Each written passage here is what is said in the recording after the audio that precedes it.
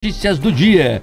Depois de Rosângela Moro trocar São Paulo por Curitiba, PT entra na justiça e quer barrar mudança de domicílio da deputada, alegando irregularidade contra o Código Eleitoral. O ministro Dias Toffoli segue suspendendo decisões da Operação Lava Jato. Na última semana, pelo menos 32 envolvidos com as investigações foram beneficiados por uma decisão do magistrado. Disputa por eleição de Procurador-Geral de Justiça causa racha interno no Ministério Público do Paraná. A eleição ocorre na próxima quinta-feira. E o MST perde a paciência com o presidente Lula e retoma as invasões de terras. Tudo isso e muito mais a partir de agora. Vem junto, chegamos!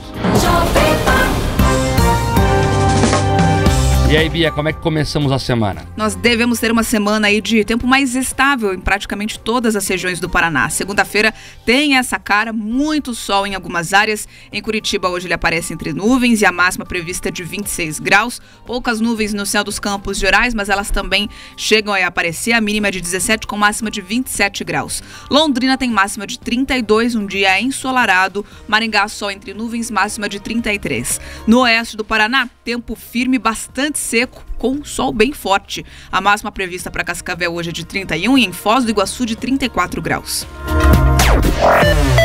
Aeroportos. Na Grande Curitiba, Afonso Pena aberto para pousos e decolagens. Pelo estado do Paraná, o aeroporto Governador José Richa de Londrina está operando também normalmente, assim como o Internacional de Foz do Iguaçu.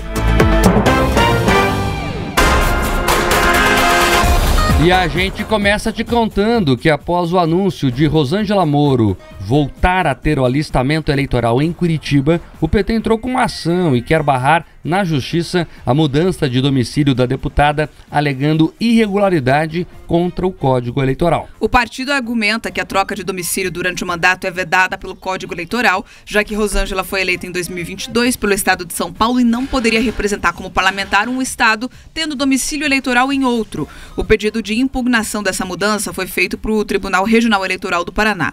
Cabe à Corte analisar se essa mudança fere normas eleitorais ou não.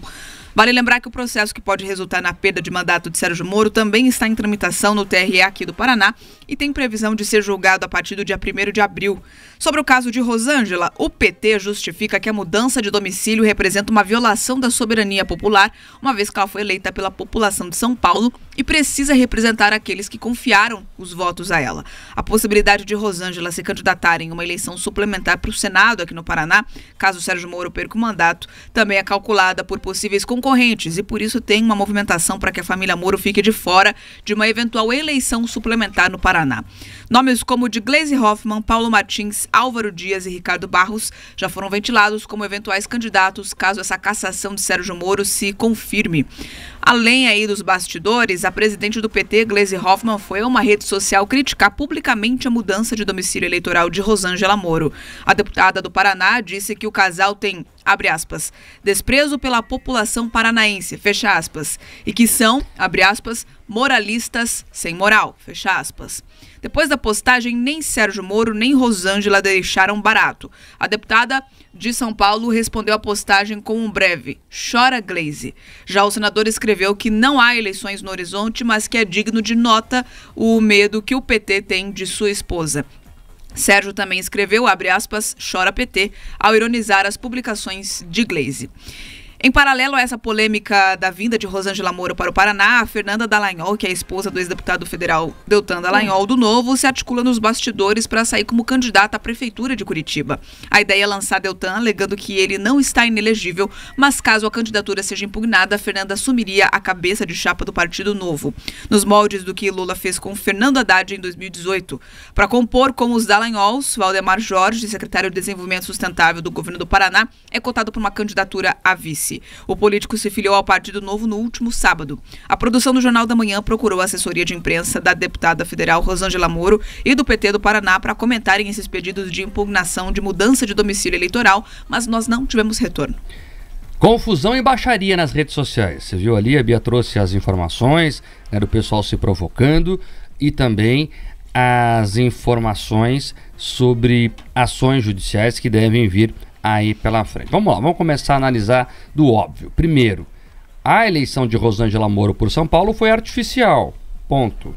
É isso que se pode concluir. Ela foi eleita por São Paulo, agora retorna ao Paraná. E isso mostra problemas na regra eleitoral nesse país. Nós temos que começar a discutir isso, e esse caso é simbólico. Veja, em tese, a família Moro não era o que se esperava de uma velha política. Eles vieram para mudar, e se esperava ali um trato diferente com esse tipo de situação. Por que eu digo isso? Não se esperava que fosse artificializada essa representação de um Estado pelo outro, só foi lá para se eleger. A impressão que fica é essa.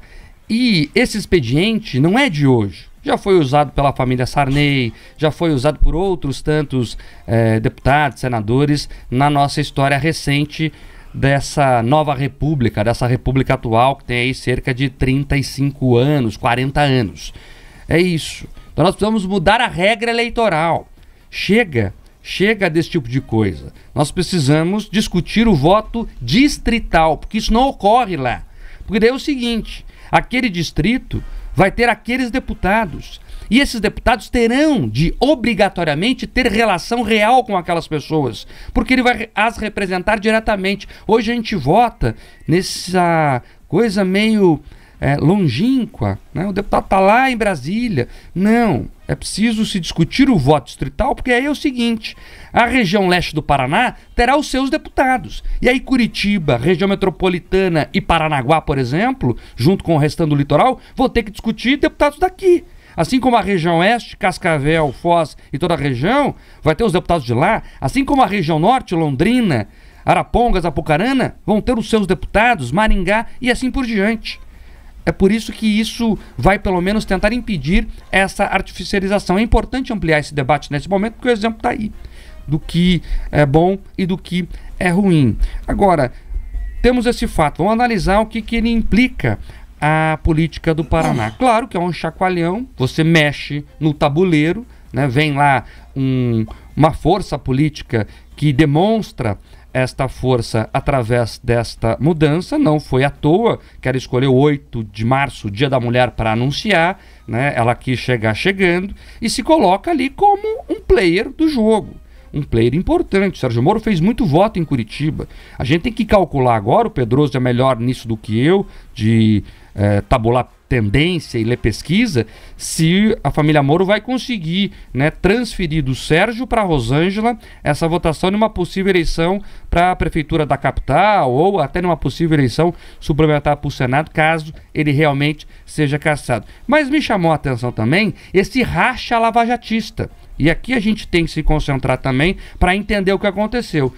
No mesmo fim de semana que a Rosângela Moro anuncia que vem a Curitiba, volta a Curitiba, o Deltan Dallagnol se lançou ali pelo Novo como uma opção viável, digamos assim, à prefeitura da capital. Chega a se falar da mulher dele, veja, mais uma vez, outra família lavajatista se colocando à disposição, no formato de família mesmo. O Deltan falou que se tiver problema com a justiça, talvez possa lançar a mulher, é um plano que o Partido Novo admite nos bastidores. Também trouxe um secretário de Ratinho Júnior, que é o Valdemar Jorge, para suas fileiras. O Valdemar Jorge fala que pode ser, quem sabe, um bom candidato a vice da própria Fernanda Dallagnol, ou de outra composição que o Partido Novo vier a fazer. Mas enfim, você vê ali um racha nessas duas principais figuras da Lava Jato, né? O Moro traz a esposa, o Dallagnol lança a própria esposa e ainda de quebra tirou o secretário de Ratinho Júnior para chamar agora de seu aliado. Essa é a situação do lavajatismo hoje aqui no Paraná.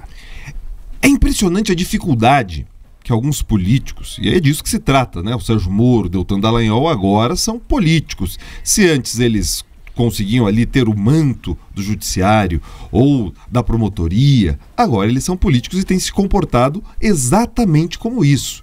E percebam, eles trazem e ressuscitam algumas práticas interessantes.